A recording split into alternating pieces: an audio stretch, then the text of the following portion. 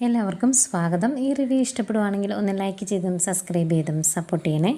അപ്പോൾ ആദ്യമേ കാണിക്കുന്നത് നമ്മുടെ ഗംഗയും നീളയും യമുനയും കൂടി ഇരുന്ന് സംസാരിക്കുവാണ്. നീളമോള് ഗംഗയുടെ താലിയൊക്കെ എടുത്ത് നോക്കുന്നുണ്ട്. എന്നിട്ട് ഇതുപോലത്തെ ആയിരിക്കുമോ എല്ലാവരുടെയും കഴുത്തിൽ കെട്ടിക്കൊടുക്കുന്നത് എന്നൊക്കെ ചോദിക്കുമ്പം എല്ലാവരുടെയും ഇതുപോലെ ആയിരിക്കുമെന്ന് പറയും. അന്നേരം നീളമോള് ചോദിക്കുവാണ്, ഗംഗേച്ചിയുടെ കല്യാണം ഇപ്പോൾ കഴിഞ്ഞില്ലേ, ഇനി കുറേ കഴിയുമ്പോൾ ഞങ്ങളുടെ നടക്കുകയില്ലേ, അപ്പം ഞങ്ങളെയൊക്കെ ആരായിരിക്കും വിവാഹം കഴിക്കുന്നത് എന്ന് ചോദിക്കുമ്പം ഗംഗ പറയുവാണ്, മോള് പഠിച്ച് നല്ല ജോലിയൊക്കെ മേടിച്ച് കഴിയുമ്പം ഏതെങ്കിലും ഒരു നല്ല പയ്യൻ മോളെ കല്യാണം ആലോചിച്ച് വരും, അല്ലെങ്കിൽ നമ്മൾ ഒരാളെ കണ്ടുപിടിക്കും, എന്നിട്ട് വലിയൊരു വിവാഹം നടത്തും, 10,000-10,000 പേരെ ക്ഷണിച്ചുകൊണ്ട് നാട്ടുകാരെ എല്ലാം ക്ഷണിച്ചുകൊണ്ടുള്ള വിവാഹമായിരിക്കും എന്നൊക്കെ പറയുമ്പം ഗംഗയുടെ മുഖത്തേക്ക് ഇങ്ങനെ നോക്കിയിട്ട് ഒരു സംശയത്തോടെ യമുന ചോദിക്കുന്നുണ്ട്, ചേച്ചിയുടെ കല്യാണം ഇങ്ങനെ ആയിപ്പോയത് ചേച്ചിക്ക് സങ്കടം ഉണ്ടോ എന്ന്. സങ്കടമൊന്നും ഇല്ല എന്ന് ഗംഗ പറയുന്നു. അപ്പോഴത്തേക്കും റൂമിലേക്ക് കാവേരി വരും. എന്നിട്ട് ചേച്ചിയെ വിനീതേട്ടൻ വിളിക്കുന്നുണ്ട്, അങ്ങോട്ട് ചെല്ലേ എന്ന് പറയുവാണ്. അങ്ങനെ ഗംഗ എഴുന്നേറ്റ് പോകാൻ തുടങ്ങുമ്പം നിള ചോദിക്കുവാണ്, പോയിട്ട് ഉടനെ തന്നെ വരില്ലേ എന്ന്. ഒന്ന് ചിരിച്ചിട്ട് ഗംഗ അങ്ങ് പോകും. അവർ പോയി കഴിയുമ്പം യമുന പറയുന്നുണ്ട്, ചേച്ചി ഇനി തിരിച്ചു വരത്തൊന്നുമില്ല, ഇനി തൊട്ട് ചേച്ചി കിടക്കാൻ പോകുന്നത് വിനീതേട്ടൻ്റെ കൂടെയാണെന്ന് പറയുമ്പോൾ അതെന്താ അങ്ങനെയെന്ന് ചോദിക്കും. അന്നേരം യമുന പറയുന്നുണ്ട്, കല്യാണം കഴിച്ച് കഴിഞ്ഞാൽ എല്ലാവരും അങ്ങനെയാണ്, ഭർത്താവിൻ്റെ കൂടെ പിന്നെ കിടക്കുന്നത് എന്ന് പറയുമ്പം അപ്പോൾ നിങ്ങളെല്ലാം കല്യാണം കഴിച്ച് പോയി കഴിയുമ്പോൾ ഞാൻ ഒറ്റയ്ക്കാകില്ലേ എന്ന് ചോദിക്കും. അന്നേരം നീ ഒറ്റയ്ക്കാകും, അല്ലെങ്കിൽ നീ അമ്മയുടെ കൂടെ കിടന്നു എന്ന് പറയുമ്പോൾ എങ്കിൽ ഞാൻ ഇപ്പോഴേ അമ്മയുടെ കൂടെ കിടക്കാൻ പോവുകയാണ് എന്ന് പറഞ്ഞ് നീളമോൾ അങ്ങ് പോവുകയെ. പിന്നെ കാണിക്കുന്നത് പാലൊക്കെ ആയിട്ട് അച്ചമ്മയും കാവേരിയും കൂടി ഗംഗേനെ വിനീതിൻ്റെ റൂമിലേക്ക് പറഞ്ഞു വിടുവാണ്. എന്നിട്ട് ഭയങ്കര സന്തോഷത്തോടെ അവരങ്ങ് തിരിച്ചു പോരും. ഗംഗ റൂമിലേക്ക് ചെന്ന് കഴിയുമ്പോഴത്തേക്കും ഭയങ്കര ടെൻഷനാണ് വിനീതിന്. സൗണ്ട് പോലും പുറത്തേക്ക് വരുന്നില്ല. ഒരു കിച്ച് കിച്ചൊക്കെ വെച്ചതിന് ശേഷം ഗംഗ ഇവിടെ വന്ന് ഇരിക്കുക എന്ന് പറയും. ഗംഗ വന്ന് കട്ടിലയിൽ ഇരിക്കുന്ന സ്പോട്ടിൽ സ്പ്രിങ് പോലെ ചാടി എഴുന്നേൽക്കുവാണ് വിനീത്. അന്നേരം എന്താ പറ്റിയത് എന്ന് ചോദിക്കുമ്പോൾ ഒന്നുമില്ല, ഗംഗ അവിടെ ഇരുന്നു എന്ന് പറയും. എന്നിട്ട് അടുത്തിരിക്കുവാണ് വിനീതും പയ്യെ. വിനീത് ഓർക്കുന്നുണ്ട്, ഈശ്വര, ഒരുപാട് കാലമായിട്ട് ആഗ്രഹിച്ച എൻ്റെ സ്വപ്നമല്ലേ ഈ നടന്നത്, ഇനിയിപ്പോൾ ഇത് സ്വപ്നം തന്നെയാണോ, ശരിക്കും നടന്നതല്ലേ എന്നൊക്കെ ചിന്തിക്കുന്നു. അത് കഴിഞ്ഞ് ഗംഗെ എന്ന് വിളിക്കുമ്പം പിന്നെയും സ്വരം അടഞ്ഞു പോവാട്ടോ ടെൻഷൻ കാരണം. എന്നിട്ട് എനിക്കിതിരി വെള്ളം തരാമോ എന്ന് ചോദിക്കുന്നു. എന്നിട്ട് അതേ പാല് കുടിച്ചോ എന്ന് പറയുവാണ് ഗംഗ. ആ പാൽ ഗ്ലാസ് കയ്യിലോട്ട് പിടിക്കുമ്പോഴും കൈ വിറച്ച് പാല് താഴെ പോകും. അന്നേരം അയ്യോ ആകെ പാല് താഴെ പോയല്ലോ, ഞാൻ തുടയ്ക്കാം എന്ന് പറഞ്ഞ് ആ പാല് താഴെ വെച്ചിട്ട് വിനീത് എഴുന്നേൽക്കുന്നതേക്കും ഗംഗ ഒരു വേണ്ട ഞാൻ തുടച്ചോളാം എന്ന്. എന്നിട്ട് ഗംഗയാണെങ്കിൽ ഒരു ടവൽ എടുക്കാൻ വേണ്ടി പോകും. അവിടെ ഇരുന്നൊരു പേപ്പർ എടുത്തുകൊണ്ട് വന്ന് കീറി ആ പാല് തുടയ്ക്കുവാണ് വിനീത്. അന്നേരം ഗംഗ അങ്ങോട്ട് വരും. എന്നിട്ട് ഗംഗ ഞാൻ തുടയ്ക്കാമെന്ന് പറയുമ്പം വേണ്ട, നീ അവിടെ ഇരുന്നു, ഞാൻ തുടച്ചോളാം എന്ന് പറയുന്നുണ്ട് വിനീത്. ഇവർ ഈ പാല് പോയ സമയത്ത് രണ്ടുപേരോട് ഒരുമിച്ച് കുനിഞ്ഞപ്പോൾ തല കൂട്ടുമുട്ടിയായിരുന്നേ. ഏതായാലും ഈ തുടയ്ക്കലെല്ലാം കഴിഞ്ഞ് പേപ്പറൊക്കെ അവിടെ കൊണ്ടുവച്ചിട്ട് തിരിച്ചു വന്നിരുന്നതിന് ശേഷം വിനീത് ആലോചിക്കുവാണ്, ഒരു തവണ തല മുട്ടിയിട്ടുണ്ടെങ്കിൽ ഒന്നുകൂടെ അറിഞ്ഞുകൊണ്ട് തല മുട്ടിക്കണം, അല്ലെങ്കിൽ കൊമ്പ് മുളയ്ക്കുമെന്ന് അമ്മമ്മ പറഞ്ഞു കൊടുത്തിട്ടുണ്ട് നമ്മുടെ രാധമ്മ. അതുകൊണ്ട് വിനീതിന് ഒന്നുകൂടെ തല മുട്ടിക്കണം, ഇല്ലെങ്കിൽ കൊമ്പ് മുളച്ചാലോ എന്നൊരു ടെൻഷൻ. അതുകൊണ്ട് ഗ്ലാസ്സൊക്കെ താഴെ വെച്ചിട്ട് ഗംഗയോട് പറയുവാണ്, ഗംഗ, എനിക്കൊരു കാര്യം ചെയ്യണം, നമ്മുടെ വിവാഹം കഴിഞ്ഞിട്ട് ഞാൻ ആദ്യമായിട്ട് ചോദിക്കുന്ന കാര്യമാണ്, അതുകൊണ്ട് ഇത് ചെയ്തു തരണം, ഇനിയിപ്പം ഗംഗ അനുവദിച്ചില്ലെങ്കിലും ഞാൻ ചെയ്യും എന്ന് പറഞ്ഞിങ്ങനെ അടുത്തോട്ട് ചെല്ലുവാണേ. അങ്ങനെ ഭയങ്കര ടെൻഷൻ കാരണം ഗംഗ പയ്യെ നീങ്ങിയിരിക്കുന്നു. അതനുസരിച്ച് വിനീത് അടുത്തോട്ട് നീങ്ങിയിരിക്കുന്നു. എന്നിട്ട് ആ തല കൊണ്ട് അങ്ങ് മുട്ടിച്ച് കഴിഞ്ഞിട്ട് പറയാം, എനിക്കിപ്പോഴാണ് ഒരു ആശ്വാസമായത്, ഇനി കുഴപ്പമില്ലയെന്ന്. ചിരി വരുന്നുണ്ട് ഗംഗയ്ക്ക്. എന്നിട്ട് പറയുന്നുണ്ട്, ഞാനിങ്ങനെ ചെയ്തത് എന്തുകൊണ്ടാണെന്നറിയാവോ, അമ്മമ്മ പറഞ്ഞു തന്നിട്ടുണ്ട്, ഒരു തവണ രണ്ടുപേരുടെ തല മുട്ടിയിട്ടുണ്ടെങ്കിൽ അറിഞ്ഞുകൊണ്ട് ഒരു തവണ ഇങ്ങോട്ട് മുട്ടിക്കണമെന്ന്, അല്ലെങ്കിൽ കൊമ്പ് വരുമെന്ന് പറഞ്ഞിട്ടുണ്ട് എന്ന് പറയുവാണേ. ചിരി വരും കേട്ടോ ഗംഗയ്ക്ക് ഇതൊക്കെ കേൾക്കുമ്പം. അത് കഴിഞ്ഞ് ആ പാല് കുടിക്കാൻ പറയുന്നു. കുറച്ച് പാല് കുടിച്ചിട്ട് ഗംഗയുടെ കയ്യിലോട്ട് കൊടുക്കും. ഗംഗയും പാല് കുടിക്കും. അത് കഴിഞ്ഞ് രണ്ടുപേരും ഇങ്ങനെ ഇരിക്കുക. അന്നേരം ഉറക്കമൊക്കെ വരുന്നുണ്ട് വിനീതിനെ. അതുകൊണ്ട് വിനീത് പറയുക, 2 ദിവസത്തെ ഉറക്കം നിൽക്കുക, അതുകൊണ്ട് ഉറക്കം വരുന്നുണ്ട്, ഏതായാലും ഗംഗ കയറി കിടന്നു എന്ന് പറയും. ഗംഗ കയറി കിടക്കുന്നു. ഗംഗയ്ക്ക് അങ്ങനെ വലിയ ഇഷ്ടക്കേടൊന്നും മുഖത്ത് കാണിക്കുന്നില്ല കേട്ടോ. എന്നാലും ഗംഗ കയറി കിടന്നു കഴിയുമ്പോഴേക്കും പുതയ്ക്കാനായിട്ടുള്ള ഷീറ്റ് എടുത്തുകൊണ്ട് വന്ന് ഗംഗയെ പുതപ്പിക്കുന്നുണ്ട്. ഗംഗ ഇഷ്ടത്തോട് തന്നെയാണ് വിനീതിൻ്റെ മുഖത്തേക്കൊക്കെ നോക്കുന്നത്. പിന്നെ എവിടെയോ കുറേ സങ്കടങ്ങളും ഉണ്ട് ഗംഗയുടെ മുഖത്ത്. ഏതായാലും ഗംഗ കിടന്ന് ഉറങ്ങുന്നു.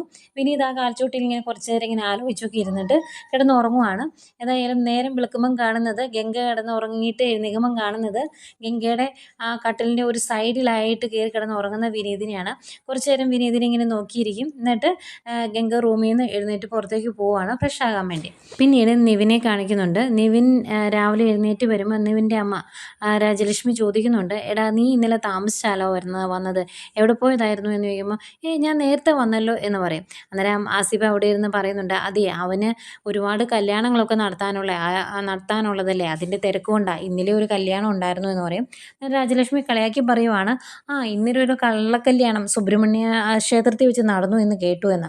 അന്നേരം അത് കള്ളക്കല്യാണമൊന്നും അല്ലായിരുന്നു, എല്ലാവരും ഉണ്ടായിരുന്നു, പെണ്ണിൻ്റെ ബന്ധുക്കളെല്ലാവരും ഉണ്ടായിരുന്നു എന്ന് പറയുമ്പം പിന്നെ എന്താണ് നാട്ടുകാർ ഇങ്ങനെ കള്ളക്കല്യാണമാണെന്ന് പറയുന്നത് എന്ന് ചോദിക്കുമ്പം അത് വിനീതിൻ്റെ അമ്മയ്ക്ക് ആ വിവാഹത്തിൽ വലിയ താല്പര്യമില്ലായിരുന്നു, അതുകൊണ്ടാണ് എന്ന് പറയും.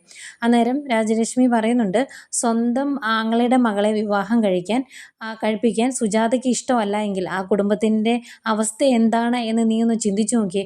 അതുകൊണ്ടാണ് ഞാൻ പറയുന്നത് നീ ഇനി അങ്ങോട്ട് പോകണ്ടെന്ന്. അത് നിനക്ക് പറഞ്ഞാൽ മനസ്സിലാകിയല്ലേ എന്ന് ചോദിക്കും. അന്നേരം നിവിൻ അത് ഇഷ്ടപ്പെടുന്നില്ലേ, നിവിൻ അങ്ങ് ഇറങ്ങി പോകാൻ തുടങ്ങുമ്പം നീ എവിടെ പോവുക എന്ന് ചോദിക്കും. അന്നേരം ഈ സെയിം കാര്യം പിന്നെയും പിന്നെയും പറഞ്ഞുകൊണ്ടിരുന്ന കേൾക്കാൻ ബുദ്ധിമുട്ടാമേ എന്ന് പറയുമ്പം രാജലക്ഷ്മി പറയുന്നുണ്ട്, ആ കാര്യം ഞാനിനി മിണ്ടുന്നില്ല, ഒരു കാര്യം നീ എനിക്ക് സമ്മതിച്ചു തന്നാൽ മതി, നീ ഇനി അവിടെ പോകില്ല എന്ന് എൻ്റെ തലയെ തൊട്ട് സത്യം ചെയ്തിട്ടുണ്ടെങ്കിൽ ഈ പ്രശ്നം ഇവിടെ നിർത്താമെന്ന് പറയും. അന്നേരം നിവിൻ ചോദിക്കുന്നുണ്ട്, ഇത് അമ്മയ്ക്ക് വേണ്ടിയാണോ അതോ അങ്കിളിന് വേണ്ടിയാണോ എന്ന് ചോദിക്കുന്നുണ്ട്. ആർക്ക് വേണ്ടിയാണെങ്കിലും നീ അങ്ങനെ എനിക്ക് സത്യം ചെയ്ത് തന്നെമെന്ന് രാജലക്ഷ്മി പറയുമ്പം ആയിക്കോട്ടെ എന്ന് പറഞ്ഞിട്ട് അടുത്ത് നിൽക്കുന്ന ആസിഫിൻ്റെ തലയിൽ തൊട്ട് സത്യം ചെയ്യുവാണ് നിവിൻ, ഇനി ഞാൻ അങ്ങോട്ട് പോകില്ല എന്ന് പറഞ്ഞ്. എന്നിട്ട് അങ്ങ് ഇറങ്ങിപ്പോവും. അന്നേരം രാജലക്ഷ്മി ചോദിക്കുന്നുണ്ട്, അവനെന്താ എൻ്റെ തലയിൽ കൈവയ്ക്കാൻ പറഞ്ഞിട്ട് നിൻ്റെ തലയിൽ കൈവച്ചത് എന്ന് ചോദിക്കുക. അന്നേരം അസി പറയുന്നുണ്ട്, അവൻ ആ വീട്ടിൽ പോകാതിരിക്കാൻ സാധിക്കില്ല, അതുകൊണ്ടാണ് അവൻ ഈ പണി കാണിച്ചത് എന്ന്. ഏതായാലും എല്ലാവരും അങ്ങ് പോയി കഴിയുമ്പോൾ നല്ല ടെൻഷനുണ്ട് അസിക്ക്. സ്വന്തം തലയിൽ കൈവച്ച് സത്യം ചെയ്തിട്ടാണ് നിവിൻ പോയേക്കുന്നത്, അതുകൊണ്ട് തന്നെ. പിന്നെ രാവിലെ നേരം വെളുത്തു, നമ്മുടെ രാധമ്മയെ കാണിക്കുന്നുണ്ട്. രാധമ്മ ചെടിയൊക്കെ ഒന്ന് ശുശ്രൂഷിച്ചുകൊണ്ട് നിൽക്കുന്ന സമയത്ത് അങ്ങോട്ടേക്ക് ചായയൊക്കെ ആയിട്ട് ശാരദ വരും.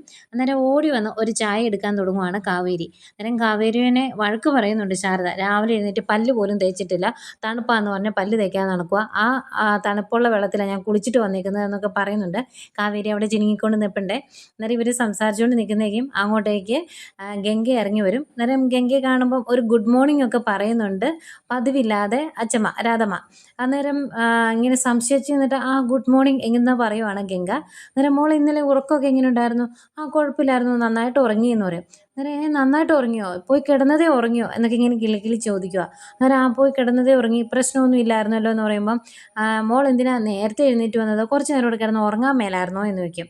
അന്നേരം ഗംഗ പറയും, ഞാൻ ഇതിലും നേരത്തെ എഴുന്നേൽക്കുന്നതല്ലേ എന്നും, ഇന്ന് കുറച്ച് നേരം കൂടുതൽ കിടന്ന് ഉറങ്ങിപ്പോയി എന്ന് പറയുവാണ്. അന്നേരം ശാരദ, എങ്കിലൊരു കാര്യം ചെയ്യുക, മോൾ ഈ ചായ കുടിച്ചിട്ട് ഒന്ന് പോയി കുളിച്ച് ഫ്രഷ് ആയിട്ട് വാ എന്ന് പറയും. അന്നേരം ഗംഗ ചോദിക്കും, ആദ്യം തന്നെ ഞാൻ കുളിക്കുന്നത്, സാധാരണ ഞാൻ ഈ സമയത്ത് കുളിക്കാറില്ലല്ലോ എന്ന് പറയുമ്പോൾ, പുതുപ്പെണ്ണല്ലേ, മോളെ കാണാൻ ഇനി ആരെങ്കിലും കയറി വന്നാലോ എന്ന് പറയുമോ ശാരദ. അന്നേരം എന്നെ ഇവിടെ കാണാൻ ആര് വരാനാമേ എന്ന് ചോദിക്കുന്നുണ്ട് ഗംഗ. എന്നിട്ട് അതിൻ്റെ കൂടെ തന്നെ പറയുന്നുണ്ട്, ഞാൻ കുളിച്ചോളാം, അമ്മയുടെ നിർബന്ധമല്ലേ, കുളിച്ചേക്കാം എന്നും പറയുന്നു. എന്നിട്ട് അച്ഛമ്മയുടെ കയ്യിൽ നിന്നൊക്കെ ആ കപ്പും മേടിച്ചുകൊണ്ട് അകത്തേക്ക് പോവുകയാണ്. അന്നേരം ആകെ ഇങ്ങനെ സങ്കടത്തിൽ ഇങ്ങനെ നോക്കി നിൽക്കുന്നുണ്ട് കേട്ടോ അച്ഛമ്മ. അന്നേരം ഗംഗ അങ്ങ് പോയി കഴിയുമ്പം ശാരദ ചോദിക്കും, അമ്മ എന്നെ നീ കാണിച്ചേ, ഇങ്ങനെ കിള്ളി അവളോട് ഓരോന്ന് ചോദിച്ചിട്ടുണ്ടെങ്കിൽ ഇവിടെ കാവേരി നിൽക്കുന്ന കാര്യം ഓർമ്മയില്ലായിരുന്നോ എന്ന് ചോദിക്കും. അന്നേരം രാധമ്മ, ഇവൾ ഇതിൻ്റെ അകത്ത് PhD എടുത്തവളാണ് എന്ന് പറയുവാണ്. അന്നേരം അതിൻ്റെ ഇടയ്ക്ക് കയറിയിട്ട് കാവേരി പറയുന്നുണ്ട്, PhD എടുത്താലും എന്താണേലും ഇനി അവരുടെ ജീവിതത്തിൽ നിങ്ങൾ ഇടപെടാൻ പോകണ്ട, ഓൾഡ് ജനറേഷൻ അങ്ങ് മാറി നിന്നാൽ മതി, ഇനിയുള്ള കാര്യങ്ങൾ അവർ തീരുമാനിച്ചോളും എന്നും പറയുന്നു. പിന്നെയും കാണിക്കുന്നത് വിനീതിനെയാണ്. വിനീത് എഴുന്നേറ്റ് കഴിഞ്ഞ് പുറത്തേക്കൊക്കെ ഒന്ന് ഇറങ്ങാൻ വേണ്ടി തുടങ്ങുവാണ്. പിന്നെ വേണ്ട എന്ന് പറഞ്ഞ് വീണ്ടും ബെഡിൽ പോയിരിക്കും. അന്നേരമാണ് നീളമോൾ റൂമിലേക്ക് വരുന്നത്. അന്നേരം നീളമോളോട് വിശേഷങ്ങളൊക്കെ പറയും. അത് കഴിയുമ്പം നീളമോൾ ചോദിക്കും, വിനീതേട്ടൻ എന്നും ഇവിടെയാണോ എന്ന്. എന്താ വിനീതേട്ടൻ പോണോ, അതുകൊണ്ടാണോ ചോദിക്കുന്നത് എന്ന് ചോദിക്കുമ്പോൾ, അല്ല, വിനീതേട്ടൻ ഇവിടെയാണെങ്കിൽ എനിക്ക് ഒരുപാട് സന്തോഷമാകുമെന്ന് നീളമോൾ പറയുന്നു. അന്നേരം വിനീത് ചോദിക്കുകയാണ്, മോൾ എനിക്കൊരു ഉപകാരം ചെയ്യാവോ എന്ന്.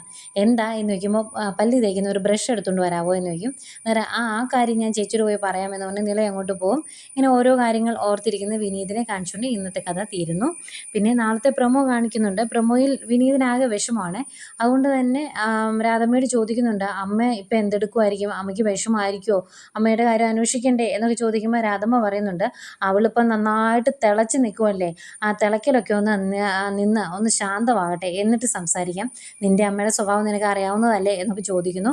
പക്ഷേ ഇവിടെ രാധമ്മയെ വീണ്ടും ചൂട് പിടിപ്പിച്ചുകൊണ്ട് ഗീതയുണ്ട്. കുത്തിത്തിരിപ്പിൻ്റെ ആശാത്തി ഇനിയും ഓരോന്ന് പറഞ്ഞ് സുജാതയുടെ മനസ്സ് മാറ്റുന്നുണ്ട്. പിന്നീട് ജയപാലിൻ്റെ മകൻ വിശാലിനെയാണ് കാണിക്കുന്നത്. അവർ രണ്ടുപേരുടെ എന്തൊക്കെയോ പദ്ധതികൾ പ്ലാൻ ചെയ്യുന്നുണ്ട്. ജയപാലൻ മകനോട് പറയുവാണ്, നീ ഇതെല്ലാം കണ്ടുപിടിച്ചോണം, വേറെ ഒന്നിനും വേണ്ടിയല്ല, യുദ്ധം ചെയ്യാനൊന്നുമല്ല, ശത്രുക്കൾ ആരൊക്കെയാണ് എന്ന് നീ ഇവിടെ അറിഞ്ഞിരിക്കാൻ വേണ്ടിയാണ് എന്ന് പറയുന്നുണ്ട്. വേറെ എന്തോ വലിയ കള്ളത്തരമായിട്ട് വരുന്നുണ്ട് ജയപാലൻ അടുത്തത്. ഏതായാലും ഇതൊക്കെയായിരുന്നു ഇന്നത്തെ കഥ.